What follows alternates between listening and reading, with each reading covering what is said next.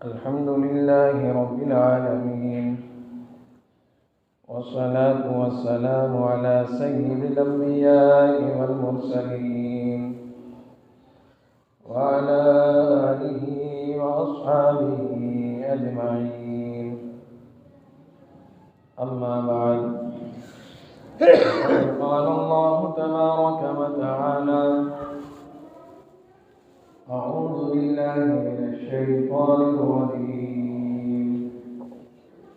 بسم الله الرحمن الرحيم.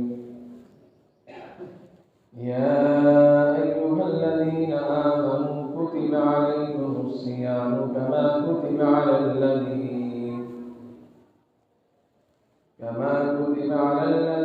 من قبلكم لعلكم تتقون. صدق الله العظيم.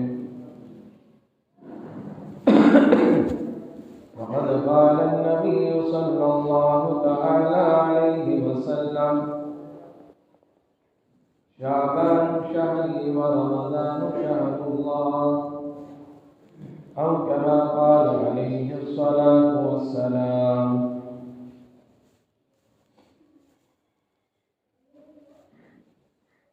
یہ مہینہ شعبان کا مہینہ ہے اور یہ اپنے اختتام کے پہنچنے کے بہت قریب، چند دن شعبان کے مہینے کے باقی ہیں اور اس کے بعد وہ مہینہ آنے والا ہے کہ جس کی نسبت اللہ رب العزت نے اپنی جانب کی ہے، قرآن کی جانب کی، اور دنیا کا ہر ایمان والا جانتا ہے کہ رمضان کا مہینہ برکتوں کا مہینہ ہے، رحمتوں کا مہینہ ہے۔ وہ یہ بھی جانتا ہے کہ یہ اللہ نے خاص طور سے اپنی عبادت کے لیے بنایا ہے، اور اس لیے قرآن کریم میں بھی اور احادیث مبارکہ میں بھی رمضان المبارک کی فضیلتیں وارد ہوئی۔ اسی لیے جب یہ مہینہ ہمارے اور آپ کے سامنے آنے والا ہے تو ہمیں اور آپ کو اس کی تیاری اور اس کے لیے نظام بنانے کی ضرورت ہے، اس لیے کہ جب کوئی چیز غیر معمولی ہوتی ہے، قیمتی ہوتی ہے، تو اس کو اہمیت دی جاتی ہے اور اس کے حفاظت کی تیاریاں کی جاتی ہیں۔ اسی لیے یہ مہینہ بھی بڑا قیمتی مہینہ ہے جو ہمارے اور آپ کے سامنے اب آنے والا ہے، تو ہمیں اور آپ کو اس سے پہلے تیاری کرنے کی ضرورت۔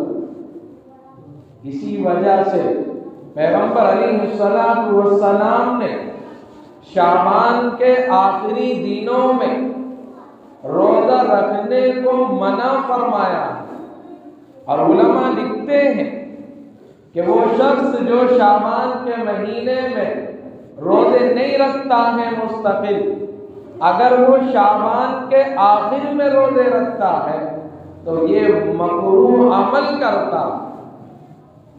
اس کی وجہ یہ ہے، پیغمبر علیہ السلام کے کہنے کا مطلب یہ ہے کہ چونکہ رمضان کا مہینہ آنے والا ہے، وہاں آپ کو روزے رکھنے ہیں، تو اس سے پہلے تمہارے اندر تھکاوٹ نہ ہو، کمزوری پیدا نہ ہو، تمہارے جسموں میں نشاط ہو، تر و تازگی ہو، تم آرام کرو رمضان سے پہلے، اور جیسے رمضان کا مہینہ شروع ہو جائے تو پھر اپنے آپ کو تیار کر لو اس مہینے کی عبادت کے لیے۔ یہ مقصد ہے پیغمبر علیہ الصلوۃ والسلام۔ اس لیے آخری دنوں میں روزہ رکھنے کو منع فرمایا گیا ہے کہ رمضان کی تیاری کرو۔ حالانکہ اللہ رب العزت نے انسان کو اپنی عبادت کے لیے پیدا کیا۔ قرآن کریم میں صاف اعلان ہے وَمَا خَلَقْتُ الْجِنَّ وَالْإِنسَ إِلَّا لِيَعْبُدُونَ۔ انسان اور جنات کی تخلیق کا مقصد اللہ کی عبادت ہے۔ فرشتوں کو اللہ نے پیدا کیا عبادت کے لیے، لیکن فرشتوں کی عبادت پر ثواب نہیں ہے، اس لیے کہ ان کے مزاج میں اور ان کی عادت میں عبادت کو رکھا گیا ہے۔ ان کے اندر گناہ کرنے کی صفت نہیں ہے، ان کے اندر کھانا کھانے کی صفت نہیں ہے، پانی پینے کی صفت نہیں ہے۔ اگر وہ بھوکے اور پیاسے رہیں تو کوئی کمال کی بات نہیں ہوتی، اس لیے کہ ان کے اندر صفت ہی نہیں ہے۔ اس لیے اللہ نے ان کے لیے جنت کا معیار نہیں رکھا، اجر و ثواب کا معیار نہیں رکھا۔ جیسے ہم دنیا کی ایک مثال سے اس کو اچھی طرح سمجھ سکتے ہیں۔ ایک آدمی اندھا ہے، نابینا ہے، اسے نظر نہیں آتا ہے، اگر وہ یہ دعویٰ کرے کہ میں نے اپنی پوری زندگی کبھی گناہ کی چیز نہیں دیکھی ہے، میں نے فلم نہیں دیکھی، میں نے کسی غیر محرم عورت کو نہیں دیکھا ہے، تو ہر انسان کہے گا اس میں کوئی کمال کی بات نہیں، تیرے اندر صفت نہیں ہے دیکھنے کی۔ اس لیے اگر تو بچا ہے تو اس لیے بچا ہے کہ تو دیکھ نہیں سکتا تھا۔ البتہ اگر دیکھنے والا انسان جسے اللہ نے آنکھیں دی ہیں اور وہ دیکھتا ہے، اگر وہ غیر محرم عورت پر نگاہ ڈالنے سے بچتا ہے، گندی چیزوں کے دیکھنے سے بچتا ہے، فلموں سے بچتا ہے، اس طرح کی بیجا حرکات سے وہ بچتا ہے، تو پھر آدمی کہتا ہے یہ کمال کی بات ہے کہ تو نے آنکھوں کے دیکھنے کے باوجود بھی اپنی آنکھوں کی حفاظت کی ہے، اپنی نگاہوں کی حفاظت کی ہے، ہر آدمی اس کو کمال کہے۔ یہی وجہ ہے کہ حضرت یوسف علیہ السلام کے سامنے جب وہ زلیخا کا واقعہ آیا اور اس نے حضرت یوسف علیہ السلام کو اپنی جانب مائل کرنے کے لیے تمام طرح کے ہتھ کنڈے استعمال کر لیے، اور قرآن کریم نے کہا کہ حضرت زلیخا نے سارے معاملات طے کر لیے اور دروازوں کو بند کر دیا گیا، اور ساری وہ حرکات جو زنا کے قریب لا سکتی ہیں وہ ساری اس نے تیار کر لی۔ حضرت یوسف علیہ السلام بھی ہیں، دیکھتے ہیں وہ سارا منظر، اور اس موقع پر اپنے اللہ کے ڈر سے، اپنے پروردگار کے خوف سے آپ دروازے کی جانب بھاگتے ہیں۔ یہ دل تھا ڈر کے اندر اور خوف تھا اللہ کے اندر، اس کی وجہ سے وہ گناہ سے بچے ہیں۔ تو اللہ نے ان کی تعریف کی ہے کہ ایک کمال کی بات ہے کہ سارے گناہوں کے وہاں آلات موجود ہیں، اور اس موقع پر حضرت یوسف علیہ السلام اگر بچتے ہیں تو یہ ان کے کمال کی بات ہے۔ تو اگر انسان گناہوں سے بچتا ہے، انسان عبادت کرتا ہے، تو انسان کے کمال کی بات، اور اسی پر اللہ کی طرف سے اجر و ثواب ملتا ہے۔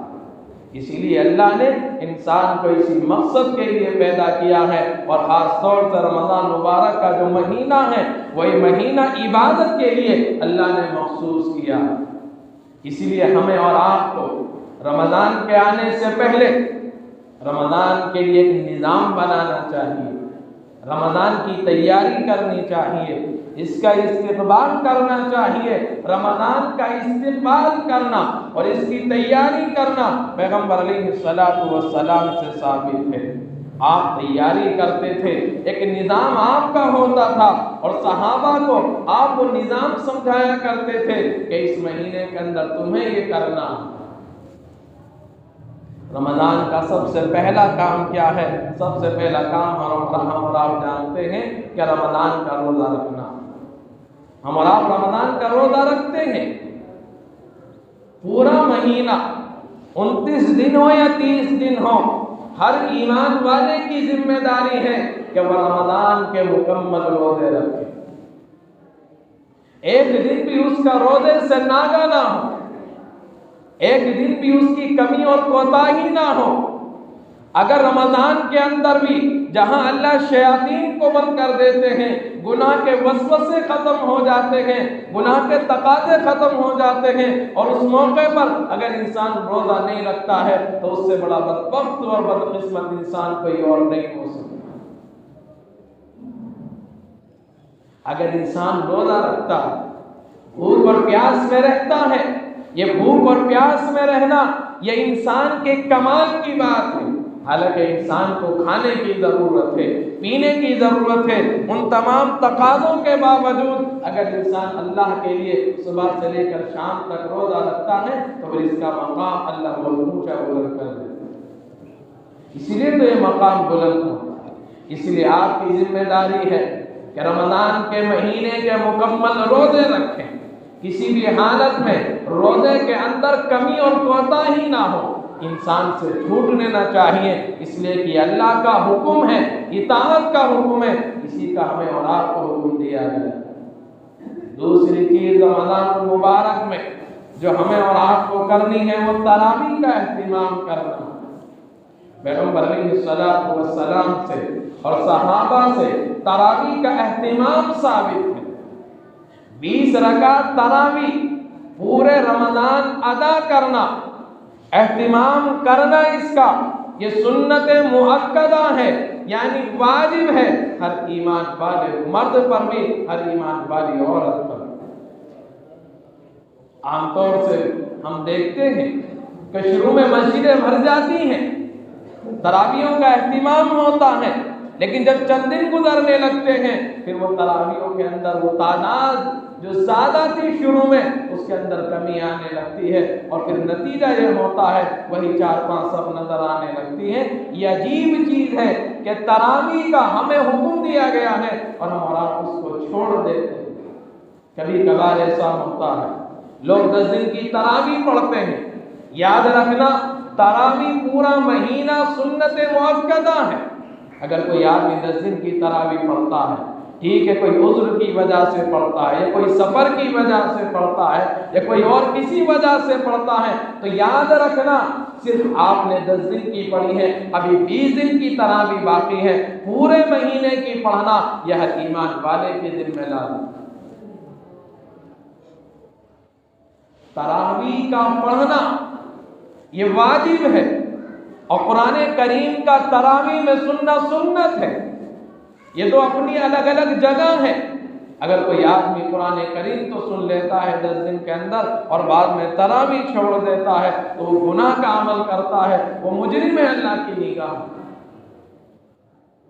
چاہے تو آپ ایسا بھی کر سکتے ہیں، اگر آپ نے 10 دن کی تراویح پڑھی ہے تو انہی امام صاحب سے آپ یہ کہہ دیں کہ آپ آئندہ عالم طرح سے تراویح پڑھائیں، لیکن تراویح پورے مہینے کی ہونا یہ ہر ایمان والے کی ذمہ داری۔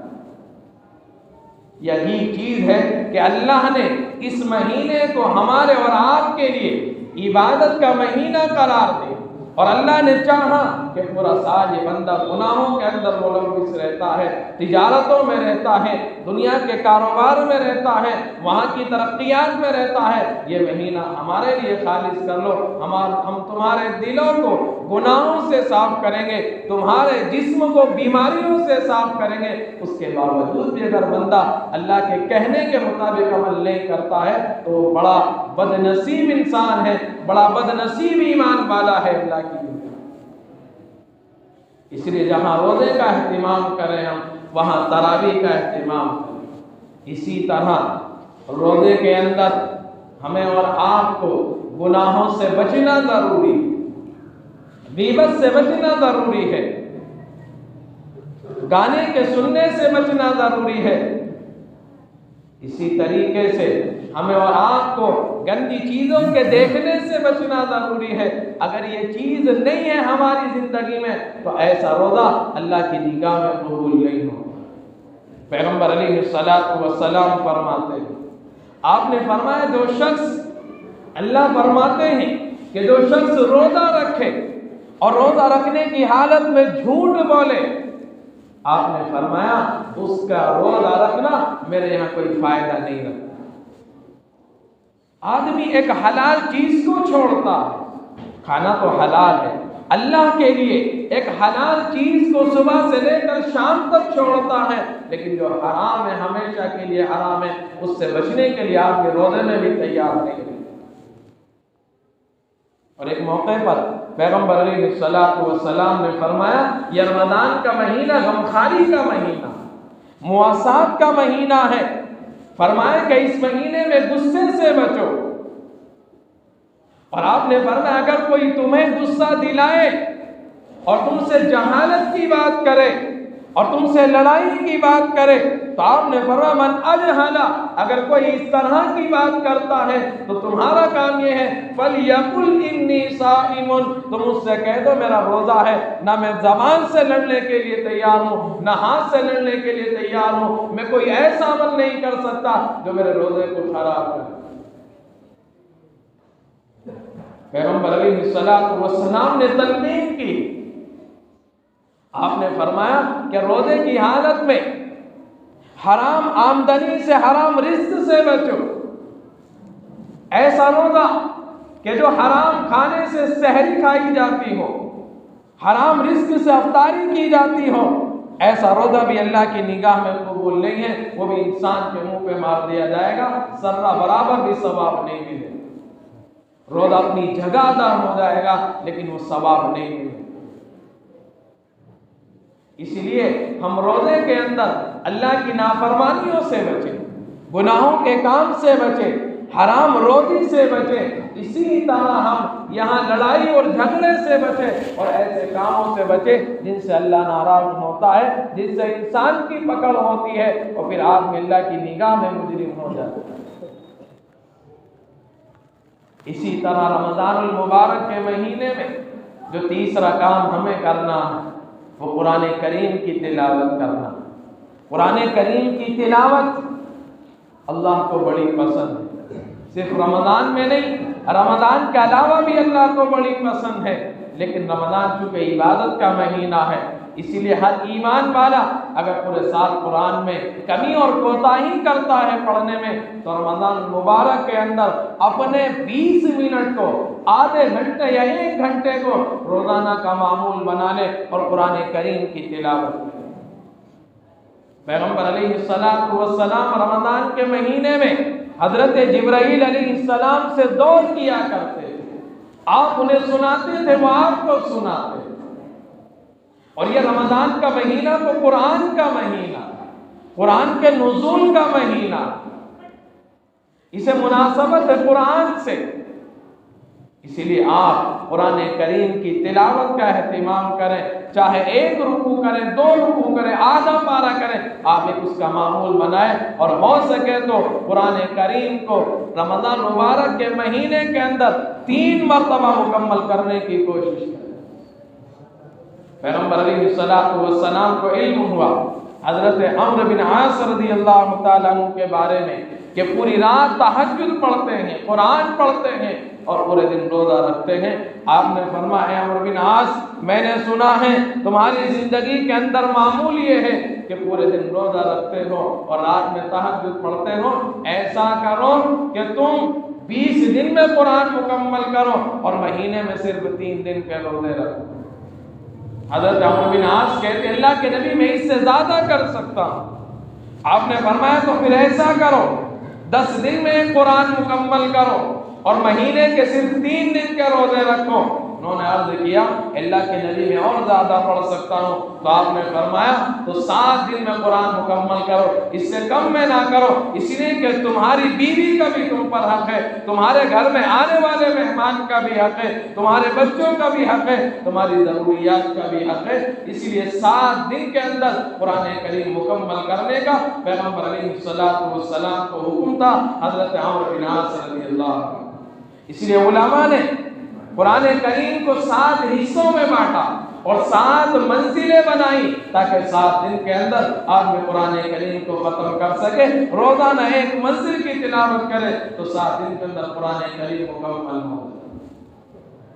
اسی طرح رمضان المبارک کے مہینے کے اندر جہاں ہم سحری کھاتے ہیں تو سحری سے کچھ پہلے اٹھنے کا اہتمام کریں، اس لیے کہ پورا سال ایسے گزر جاتا ہے، تہجد کا اہتمام نہیں ہوتا ہے، لیکن یہ سحری کا موقع ایسا ہے، ہر ایمان والا روزہ رکھنے کے لیے اٹھتا ہے تو آدمی تھوڑی پہلے اٹھنے کی کوشش کرے اور کم سے کم 4 رکعت پیغمبر علیہ السلام سے زیادہ 8 رکعت کم سے کم تہجد پڑھنے کا اہتمام۔ اس لیے کہ تہجد وہ نماز ہے جو نماز صرف بندے اور اللہ کے درمیان ہوتی ہے، بڑی بابرکت یہ نماز ہوتی ہے، اور اس نماز کے اندر اللہ سے جو مانگا جاتا ہے وہ اللہ کی بارگاہ میں قبول ہوتا ہے۔ یہ وہ نماز ہے جو ریا سے، دکھاوے سے بچی ہوئی نماز ہے۔ اللہ جانتا ہے اور وہ جانتا ہے کہ کون اس کی بارگاہ میں کھڑا ہے، کون اس کے قدموں میں کھڑا ہے اور اس کی بارگاہ میں سجدہ کر رہا ہے۔ تو اس لیے رمضان کے مہینے کے اندر ہم تہجد کا بھی اہتمام کریں، تھوڑا اٹھنے سے پہلے اٹھنے کی کوشش کریں، اور سحری آخر وقت میں کھائیں۔ پیغمبر علیہ السلام کا طریقہ یہ ہے کہ آپ اتنی زیادہ دیر تک نماز پڑھتے تھے کہ صحابہ کو یہ خوف ہونے لگتا تھا کہیں سحری نہ چھوٹ جائے، اور پھر آخر میں آپ سحری کھاتے تھے۔ تو پیغمبر علیہ السلام کی سنت ہے کہ آخر وقت میں سحری کھائیں۔ اور افطار کے بارے میں پیغمبر علیہ السلام نے فرمایا جیسے افطاری کا وقت ہو تو فوراً افطار کر لینا چاہیے، اور اس موقع پر بھی دعا کا اہتمام کرنا چاہیے۔ پیغمبر علیہ السلام نے فرمایا افطار کے وقت اللہ ایمان والے کی، روزے دار کی دعا کو قبول کرتے ہیں، لیکن وہ جو دعا کا وقت ہے اس میں بھی ہم اور آپ کمی کرتے ہیں۔ ہم پہلے دعا کر لیتے ہیں، اور جب افطار کا وقت آتا ہے تو ہم اور آپ صرف کھانے میں مشغول ہو جاتے ہیں اور دعا نہیں کرتے ہیں۔ افطار کا وقت وہ ہے کہ جب مؤذن نے اعلان کر دیا، سائرن کی آواز ہوئی، 7 بجے اگر افطاری ہے تو یہ 7 بجے کا جو وقت ہے یہ افطاری کا وقت ہے، یہی وقت ہے دعا کی قبولیت کا۔ ہم اور آپ پہلے تو دعا کر لیتے ہیں، اور جب اعلان کا وقت آتا ہے یا افطاری کے کھولنے کا وقت آتا ہے ہم اور آپ ہاتھوں کو نیچے کر لیتے ہیں اور کھانے کے انتظار میں رہتے ہیں۔ حالانکہ طریقہ یہ ہے پیغمبر علیہ السلام کا حدیث مبارکہ میں جس وقت افطار کا وقت ہو یا تو آپ کے ہاتھ میں کھجور ہو اس وقت آپ دعا کر لیں، یا آپ جلدی سے آدھے منٹ کی دعا کر لیں اور اس کے بعد پھر آپ افطار کریں۔ یہ وقت ہے افطار کا، پہلے وقت نہیں ہے۔ اگر آپ نے 7 بجے افطاری کا وقت ہے اور آپ نے 6:58 پر افطار کر لیا، آپ کا روزہ ٹوٹ جائے۔ ہر کوئی کہے گا روزہ ٹوٹ جائے گا، آپ مسئلہ پوچھیں گے تو کوئی ہر عالم یہ کہے گا کہ روزہ ٹوٹ گیا۔ جس طرح 2 منٹ پہلے افطار نہیں کر سکتے تو افطار کا وقت 2 منٹ پہلے نہیں ہے، جس وقت ہے اسی وقت ہمیں اور آپ کو دعا کرنی چاہیے۔ یہ وقت ہے سحری کا وقت دعا کی قبولیت کا ہے جو تہجد کا ہے، افطاری کا وقت دعا کی قبولیت کا ہے۔ اسی طرح یہ رمضان مبارک کے مہینے میں تراویح کے بعد دعا کی قبولیت کا وقت ہے، قرآن کریم پڑھنے کے بعد دعا کی قبولیت کا وقت ہے، یعنی وقت ہی وقت ہے قبولیت کا، رحمتوں کا، برکتوں کا۔ اس لیے مہینہ ہمارے اور آپ کے سامنے ہے، ہمیں اور آپ کو اس مہینے کی قدر کرنی ہے اور اس کا اہتمام کرنا ہے، اور ہماری زندگی میں اس کے ذریعے ایسا انقلاب پیدا ہو جائے کہ ہم اور آپ آنے والے سال کے اندر اللہ کی عبادت مستقل کرتے رہیں، گناہوں سے بچتے رہیں، نافرمانیوں سے بچتے رہیں۔ یہ مہینہ ہمارے اور آپ کی یہ تربیت کا مہینہ ہے۔ جس طرح جو فلٹر مشین ہوتی ہے اس طرح جسم بھی فلٹر ہوتا ہے، دل بھی فلٹر ہوتا ہے، صاف و شفاف ہو جاتا ہے۔ تو اس لیے اس مہینے کے اندر ہم اور آپ اس طرح کی تیاری کریں اور رمضان کا استقبال کریں۔ اللہ رب العزت مجھے اور آپ کو جو کہا گیا سنا گیا عمل کی توفیق عطا فرمائے، آمین یا رب العالمین۔ وآخر دعوانا الحمدللہ۔